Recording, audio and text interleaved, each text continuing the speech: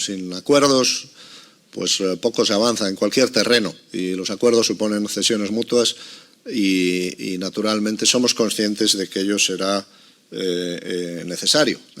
Queremos un acuerdo razonable, queremos un acuerdo que permita a la entidad pues hacer frente a lo que tiene por delante en los próximos años, que es un entorno que es duro. Desde el punto de vista de gobierno corporativo está extraordinariamente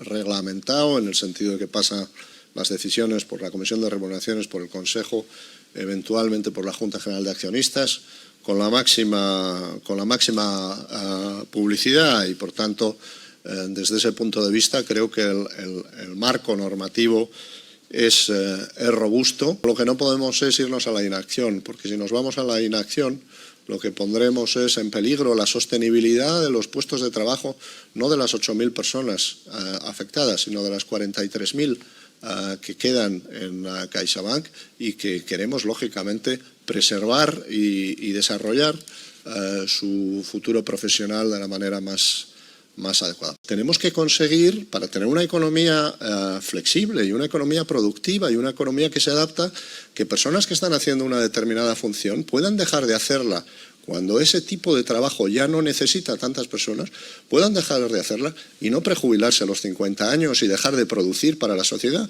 Es encontrar otro trabajo y hacer otra cosa. Y por tanto, lo que nos parece socialmente responsable es ayudar a las personas que en este momento tenemos en excedente en el grupo, darles una formación, ayudarles a adaptarse a una nueva economía. Vamos a estar en una recuperación económica la más importante que hemos tenido, después de una caída muy fuerte, naturalmente. Vamos a tener acceso a un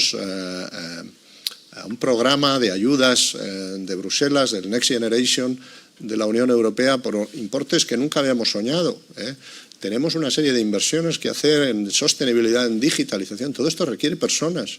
¿Por qué no vamos a aspirar a que personas que hoy están haciendo actividades como, por ejemplo, la financiera, puedan ser parte de ellos?